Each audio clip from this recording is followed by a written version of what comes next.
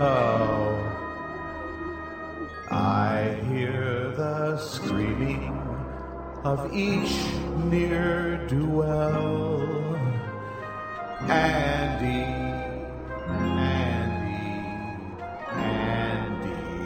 in hell. The demons employ their devices so well.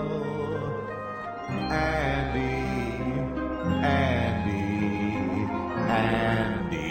in hell.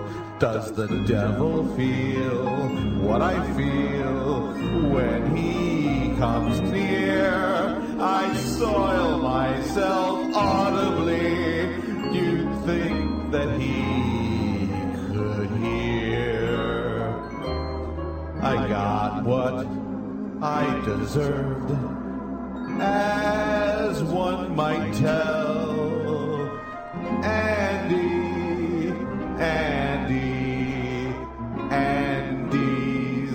in hell.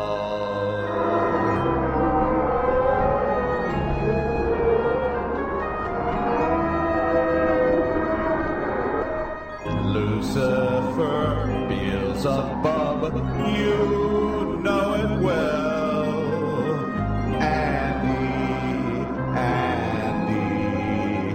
Andy's in hell.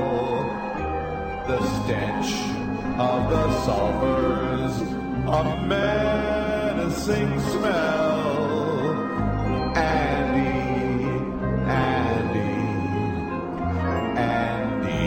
in hell. I was almost home, safe and warm, when pop went my heart. I found myself in this place, my soul all torn apart. Wish there was a way out of this fiery cell. Andy's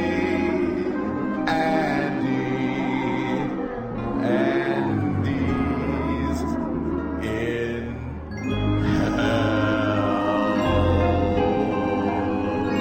If I've got a client and he's been charged with fraud, I'm going to tell him again, keep your yap shut and don't admit to your fraud. Do you have a 501c3? Did you just literally answer my question? I just asked you if you have a 501c3. Are you an anal rapist? No. Are you? No. I do not have a 501c3 that's determined by the IRS. Why did you claim you had a 501c3? Time out. All right, I got to put him in the timeout corner again, folks. I do not have a 501c3 as determined by the IRS. What other kind of 501c3 is there? Do you have a special Texas version of 501c3 that we don't know about? I don't have a 501. Let's let him say it. Do you have a 501c3? Did you just literally answer my question? I just asked you if you have a 501c3. Are you an anal rapist? No. Are you? I do not have a 501c3 that's determined by the IRS. Why did you claim you had a 501c3? Time out. All right, I got to put him in the timeout corner again, folks. And if you go to my other website, patriot-ombudsman.com, you'll see the documentation sent out to prospective donors about the formation of the National Bloggers Club, a 501c3 organization. Now, I'm not Marcus Welby. Oh, he's a doctor. That's right. Who would be a good lawyer? All right. I'm not Jack McCoy from Law and Order or anything like that. But it seems to me that if you're claiming your organization's, the donations to your organization are tax deductible, and they're not, that's fraud. That is fraud. That's the fucking definition of fraud. Ali Akbar. Do you have a 501c3? Did you just literally answer my question? I just asked you if you have a 501c3. Are you an anal rapist? No. Are you? I do not have a 501c3 that's determined by the IRS. Why did you claim you had a Time out. 501c3? Time out. If you did. All right. Well, I got to put him in the timeout corner again, folks.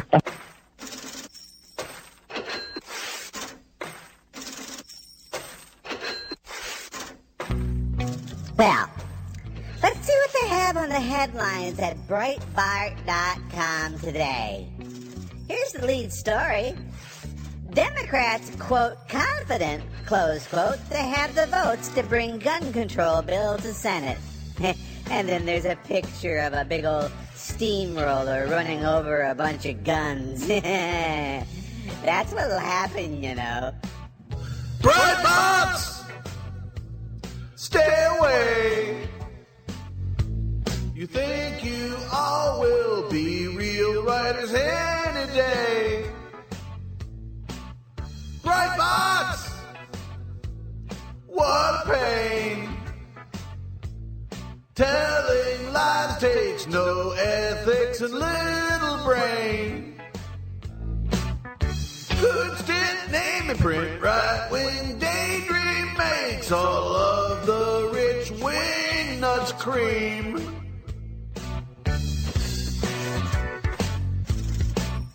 Breitbarts!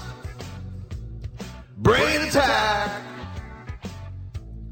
Hate Obama and not just because he's black. Breitbarts! You should quit.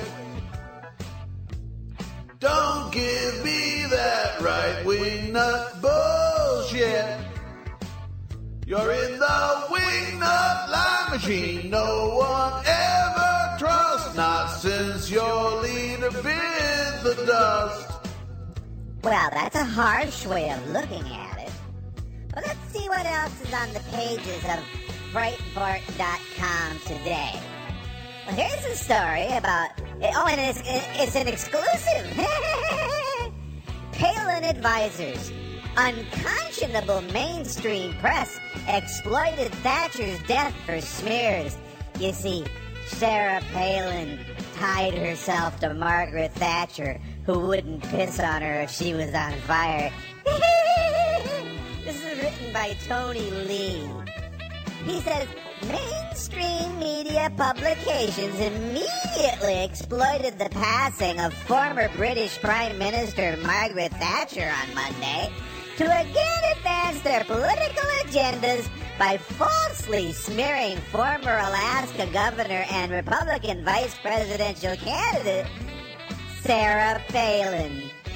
In a rush to write whatever they could to tarnish both, outlets like Politico and the Washington Post have resorted to, quote, reporting, unquote, on a fictitious story and an imaginary trip that has been debunked years ago. And there's so much more, it makes my head hurt to look at it. And then there's this story about how peace in the Middle East that won't do anything to solve terrorism. Secretary of State John Kerry echoing, by the way, this is by William Bigelow. Secretary of State John Kerry echoing the old anti-Israel canard that peace in the Middle East is dependent on a resolution to the Israeli-Palestinian conflict, expanded that idea to the rest of the world, as he told reporters in Jerusalem on Monday. I am intensely focused on this issue and the region because it's vital, really, to American interests and regional interests to try and advance the peace process, because this festering absence of peace is used by groups everywhere to recruit and encourage extremism. Of course! How could we be so stupid? All the Islamic extremism in the world, all the terrorists worldwide, would simply beat their swords into plowshares if only Israel could make peace with the Palestinians. It ought to be simple, really. Let Israel hand over all the territory the Palestinians regard as theirs, exile the Jews, and terrorism will come to a crashing halt. Pat Ross. Robertson said pretty much the same thing. He said that John Kerry was risking bringing down the wrath of God on America by trying to solve the Middle East conflict. I'll tell you what, Breitbart News and Pat Robertson, they know more about God than you do.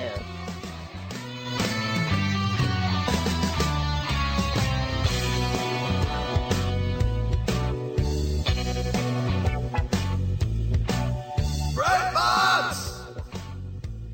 It's a shame. You're the cause of so much hatred. You're to blame. Breitbarts! So they say. You're the cause of much evil today. But if you search for the truth, it's no surprise they're giving none away. Away, away, away, away, away, away, away. No discussion of Breitbots would be complete without a look at R. Stacey McCain.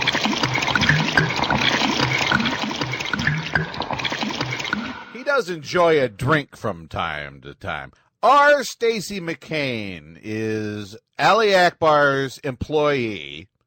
He is the managing editor of two of Akbar's publications, Viral Read and the Other McCain blog. Now, the last time R.S. McCain, Robert Stacey McCain,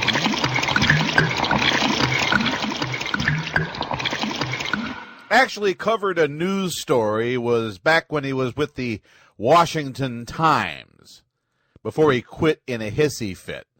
He's the only recognized, quote, journalist, unquote, I know of that has been pointed out, has been named by the Southern Poverty Law Center as belonging to a rabid pro-Confederacy white supremacist group, which is something he must have joined, I don't know, maybe signed up at a bar.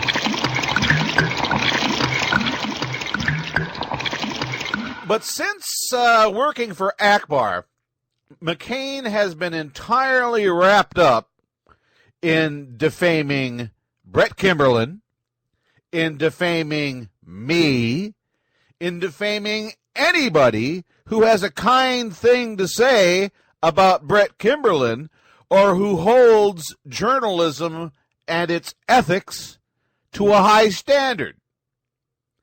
Let me tell you about our Stacey McCain. All right, boys and girls, gather around. That's right, gather around. We're going to sing a little song right now about one of my favorite comic book characters. He's somebody that doesn't actually exist because if he did, we'd have to put him out of his misery. That's how miserable he is. Sing along if you know the words. Our Stacey McCain has weevils in his brain. His dirty jacket and filthy hat, why anybody would dress like that? Our Stacey McCain is like a nasty stain. He's just a silly, besotted fool. He's a ridiculous right-wing tool. His shirt is soaked with tobacco drool. He's just a dirty hack. Now, isn't this fun, boys and girls? It sure is. Let's sing some more. What do you say? Sing real loud this time. Our Stacey McCain is probably insane. His weasel nose and his rat-like eyes, his teeth are rotted from telling lies. Our Stacey McCain, we really can't explain. He rides around in a broken car. His lungs are coated with smoke and tar. He shills and lies for Ali Akbar. He's just a washed-up hack. All right, boys and girls, line up. We're going to march around the streets of downtown Hagerstown and sing real loud so they can hear us at the Seventh-day Adventist Church. Let's go! Our Stacey McCain, we wish he would refrain from